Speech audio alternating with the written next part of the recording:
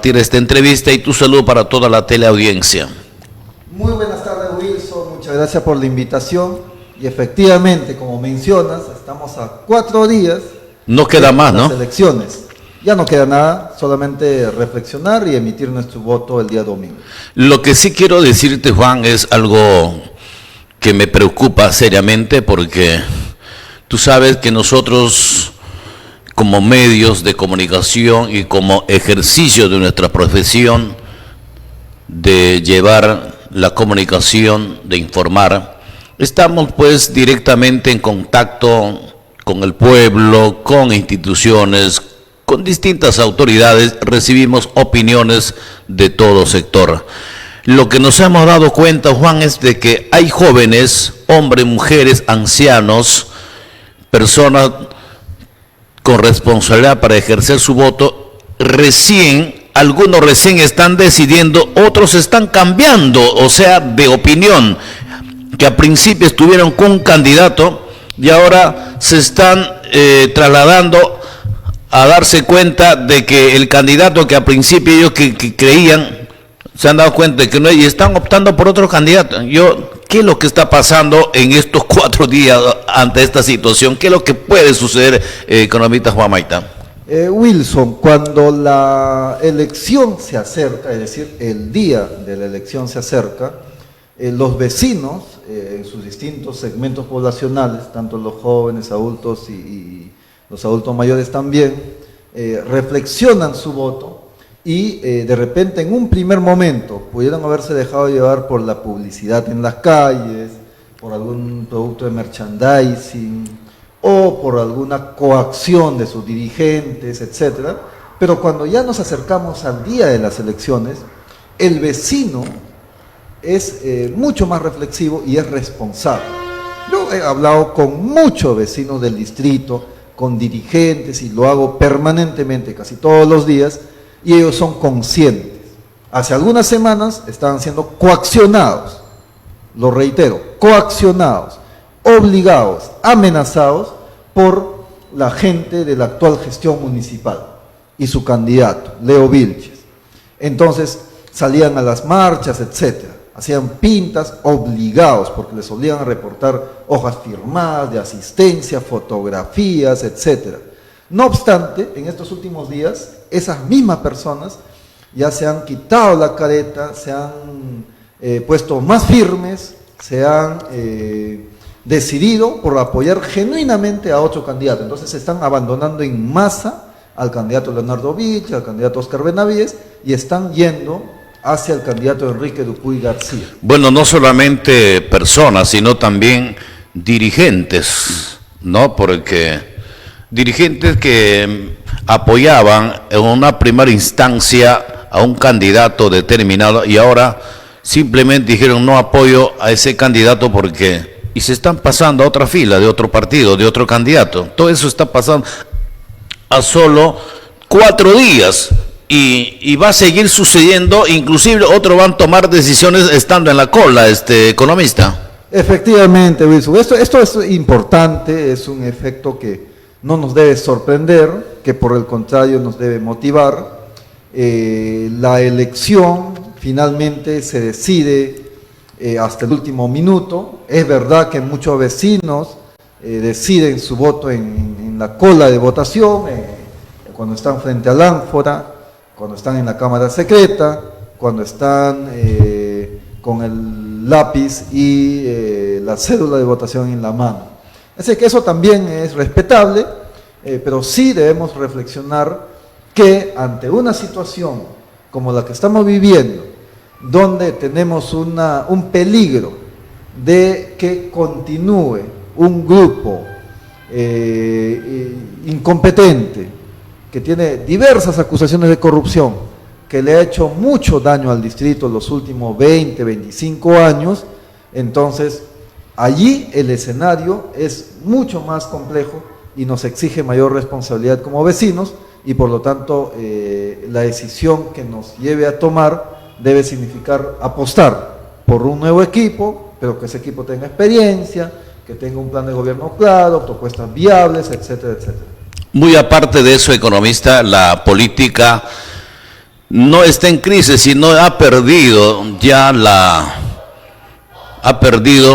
totalmente credibilidad, no solamente a nivel distrital, sino a nivel nacional, teniendo en cuenta de que hay muchos políticos que han decepcionado a más de 32 millones de peruanos, por la razón que hoy podemos ver ante tanta corrupción. Por ejemplo, últimamente en Caraballo han desbaratado una banda de un alcalde, ¿no? Y así como esto en diferentes zonas, cómo operan justamente para hacerse del poder, y no solamente, sino para generar economía.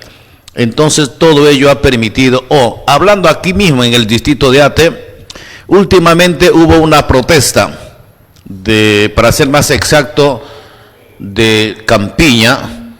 Vinieron varios dirigentes a protestar frente a la municipalidad. ¿Por qué razón?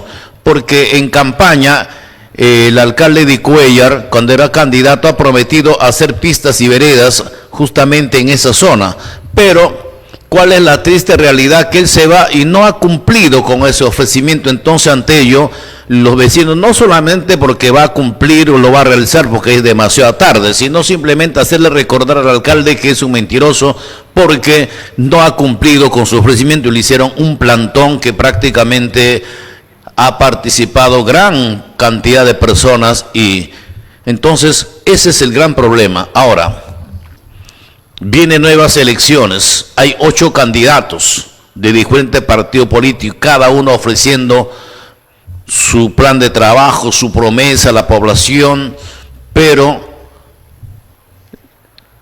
¿qué decisión está tomando la población? Por eso que algunos ya no creen. Ante esta situación, como para revertir, ¿qué se tiene que hacer, economista Juan Maita?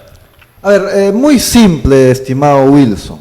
Es verdad que estamos ante un alcalde mentiroso, ¿no? Es un mitómano, es un mentiroso serial, ¿no? Que promete y no cumple, que engaña a los dirigentes, que los coacciona, y ese señor se llama Eric Cuellar, hay que llamarlo con nombre y apellido, es un mentiroso serial. Entonces, y todavía incompetente, y tiene un grupo de funcionarios que no tienen idea de cómo funciona un municipio, no tienen idea de cómo los dirigentes y los vecinos sufren para hacer sus trámites, y los hacen esperar hasta el último momento. Para darles constancia de posesión, para avisar sus planos, los han hecho esperar más de 3 años y medio, solo para que salga en esta época electoral y se vaya recibiendo aplausos. La verdad que eso es una lástima, es un hecho indignante en contra de los vecinos y los dirigentes.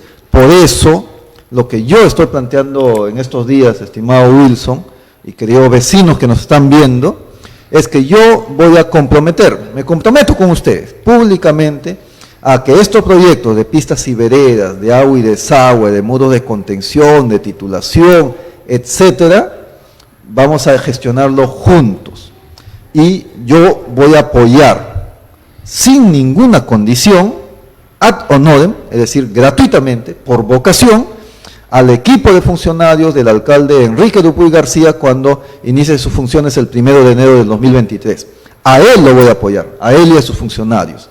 Y vamos a recorrer.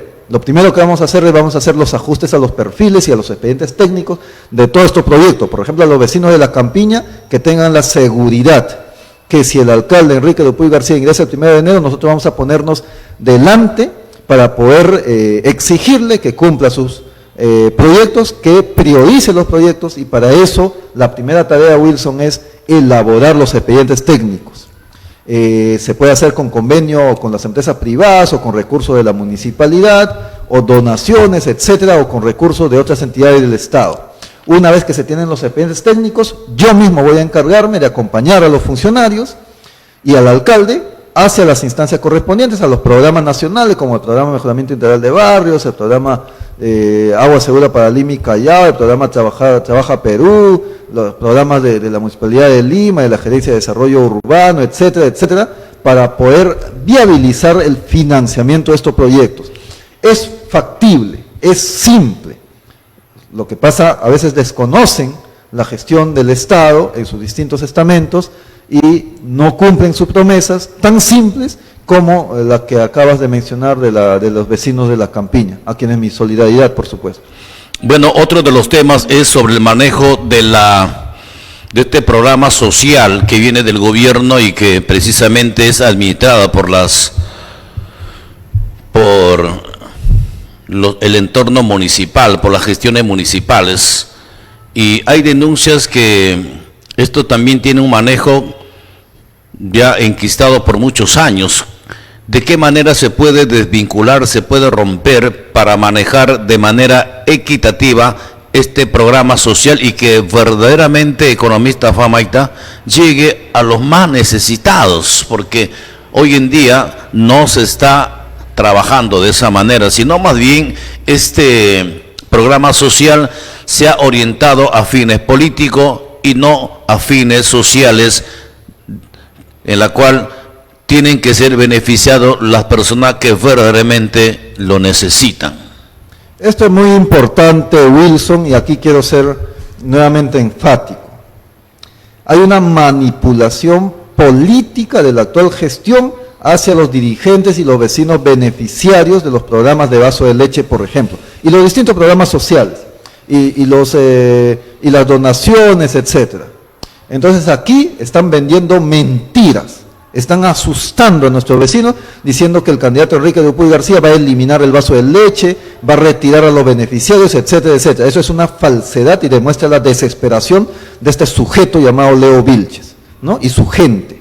Aquí lo único que va a pasar con el candidato Enrique Dupuy García es que se va a revisar los padrones con el objetivo de incrementar los beneficiarios, pero a su vez también de retirar, de repente hay uno que otra familia que no merece recibir el vaso de leche, sino que por cuestiones políticas y amicales los actuales funcionarios los han ubicado, y a esos evidentemente tenemos que retirarlos para poner a otras familias, a ti familia que tú necesitas, que estás en la parte alta del distrito y que no estás recibiendo actualmente, porque benefician a los amigos de los actuales funcionarios. Entonces se va a hacer una revisión completa, se va a incrementar el número de beneficiarios y se va a retirar a aquellos 2 o 3 de las zonas donde no merecen recibir este beneficio de los vasos de leche, por ejemplo.